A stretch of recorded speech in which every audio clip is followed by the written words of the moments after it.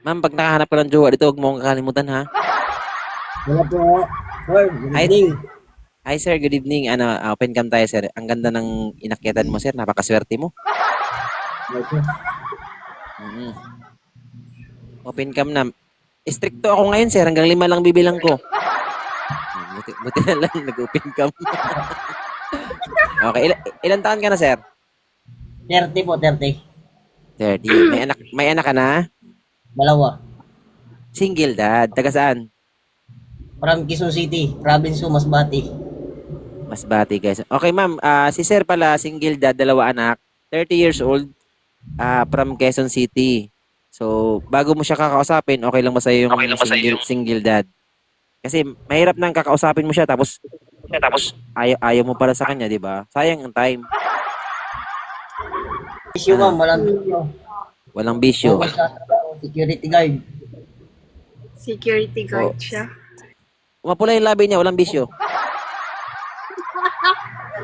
Imposible. Pag security guard. Usap kayo, dali. Walang bisyo, walang Huwag niyo- bisyo.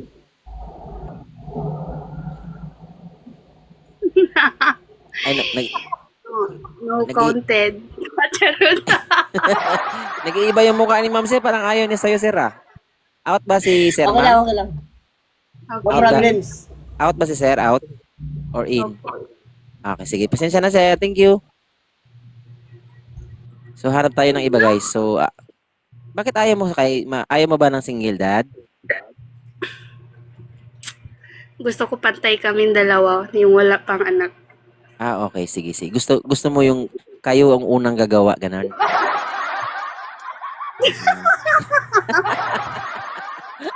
Okay. Nagkaroon ka na ng boyfriend, ma'am, dati? Opo. Nakailang boyfriend ka na? I think kung makajowa man ako dito sa live mo, pang-apat na. Charot. Uy, nakaapat na rin pala si ma'am. So, tatlo na pala yung naging ex mo. Tatlo na. Opo. May bawas na. Malaking trauma na sa akin yung mga Lalaki. ah, kaya Alam ko naman, marami talagang mga lalaki ngayon na yung pag nakuha na nila yung gusto nila, nang iiwan sila. Maraming siguro. ganun. Siguro. Pero hindi lahat ng lalaki, meron ding babae na ganun. Kasi na-experience ko yun eh. Nung pagkatapos makuha yung pagkalalaki ko, iniwan ako. So, pantay lang. Pantay lang yan, guys. May babae tsaka may lalaki na ganun. So, it's a tie. Walang lamang. Tay. Anong trabaho mo ngayon, ma'am? Sa ngayon po, tambay lang po. Pero, papunta din ako na Maynila. Maghahanap po ng trabaho. Saan ka sa Manila? May kamag-anak ka dito? Sa Manila? Meron po, ate ko. Saan yung ate mo sa Manila? Baka kapitbahay ko lang. Paranaque? Paranaque ba yun? Taga Paranaque ako. See you soon, ma'am, ha? See you soon. Guys, mauunahan ko pa kayo, guys. Mag-up na kayo. Mag-request na kayo, guys. Bagal-bagal kayo. Ang ganda pa naman ni ma'am. Naku, paldo. Paldo talaga ba? Kinis pa. Paldo pa.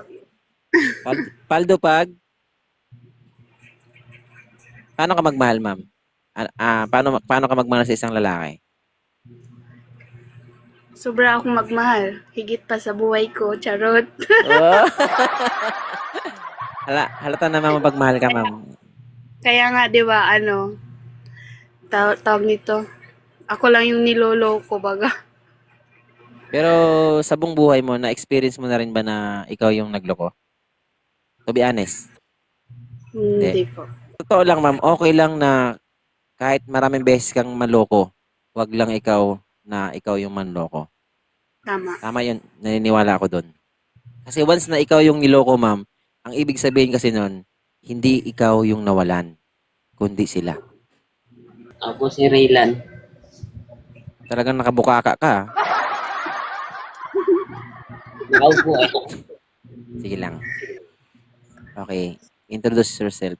Marian, ako nga pala si Raylan, 27 years old. Single, 4 years na. Naghahanap din na, naghahanap ako dito. Ay, ma'am, tamang-tama, ma'am. Di ba ayaw mo ng single dad? O, tama. Si Sir single. 27 years old. Okay. I think, parang may bisyo ata siya. Aray mo. Okay, maging totoo lang tayo, sir. So, kung ano yung gustong malaman ni ma'am, sagutin mo. Ang sa construction kasi is Yossi. Yossi lang yun. Pero Yossi. paminsan. Paminsan. Kung sabihan mo ako pwede naman mawawalain yun. Mawawala naman pag namahal Pero- ka pa. Ano pa? Pero kasi pag once na una mong nakilala yung bisyo mo, yan na talaga yan. No, Hindi naman. hindi yun na totoo, yun ma'am. Hindi yun totoo. Kung Eh, sa lahat ng Yes! Hindi yun sakali totoo. yung pag-iossi, kaya ko, nabura ko nga yung pagmamahal niya na niloko niya nga lang ako. Yun pa kaya. Oh, shit. Oo. Parang ano lang yan, ma'am, yung vision na yan, parang nagsusulat ka lang ng pangalan mo gamit ang lapis. Pwede mong burahin. Para sa'yo, kung gusto mo, babaguhin ka ng sarili mo.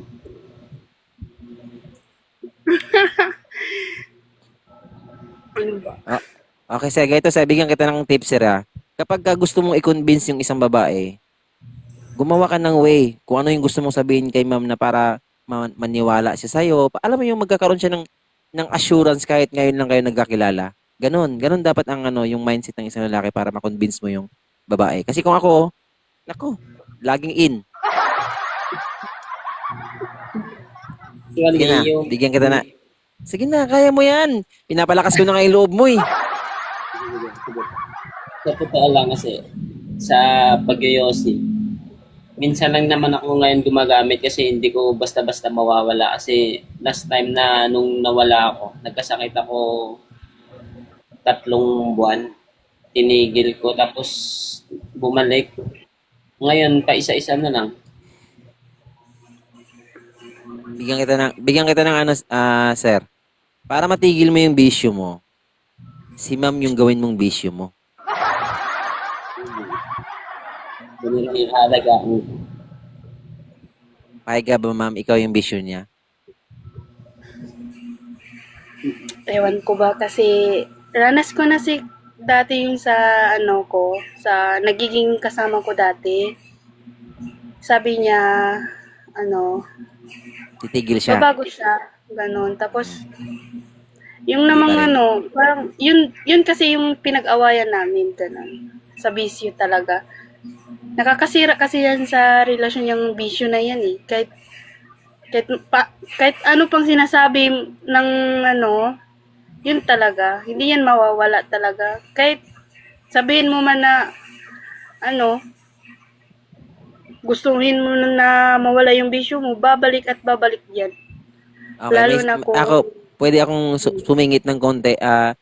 Hindi lahat, ma'am. Hindi lahat. Sabihin na natin, based on your own experience, hindi talaga nawawala ng isang taong nagbibisyo yung bisyo niya. Based lang yun sa experience mo. Pero meron talagang taong kaya magbago para sa isang tao. Marami na nangyari na ganyan. Yung dating addict, naging matino. Di ba? May mga ganon. Yung iba, mga dating addict, naging pastor pa. Di ba? May mga ganon. So, maniwala ka lang. Ang isang tao kaya magbago para sa isang tao. Basta That's mahal yours. niya yung tao. Kung hindi niya kaya magbago para sa iyo, ibig sabihin hindi ka niya ganun kamahal. Mm-mm. Malalaman mo yan, ma'am, kapag sinubukan mo. Hindi mo malalaman kung hindi mo susubukan. Grabe talaga to si Os. Pero nagpakatotoo lang ako kasi syempre ako Marami. ganoon din ako eh. Nagbago din ako, ma'am, para sa isang babae. So kaya ako nagdi-disagree sa mga sinasabi mo. Kasi ganun din ako eh. Ganun din ako. Pero, gusto ko lang din sabihin sa'yo, ma'am, na hindi kita pinipilit. Kapag desidido ka na mag-pass ka kay sir, no problem yan. Walang problema sa akin, walang problema kay sir, at walang problema sa mga viewers. Kasi ikaw yung masusunod dito eh.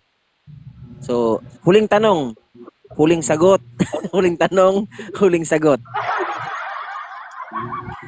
Are you in or out? Sorry ha. Sige. Sorry talaga. Okay Thank you lang. so much, sir. Thank you, thank you. I know na you can understand naman. Oh, English. Sorry. Sorry na, ba-English ako tuloy. Sorry, sorry. Pero alam mo, ma'am, alam mo kung, ano, napabilib mo rin ako, ma'am. Totoo lang. Kasi the way you, ano, alam mo yung, hinindian mo yung isang tao, pero in a nice way. Maganda yung ginawa mo eh. Kasi nag-sorry ka pa, oh. Kung tutusin, hindi mo naman kailangan mag-sorry. Pero ginawa mo yun. Ibig sabihin, Kasi mabuting parang tao ka. nafe-feel ko kasi din pag once na parang busted baga ganun. Oo, alam ko yon. Kaya nga napabilib din ako sa sinabi mo na, sorry ha.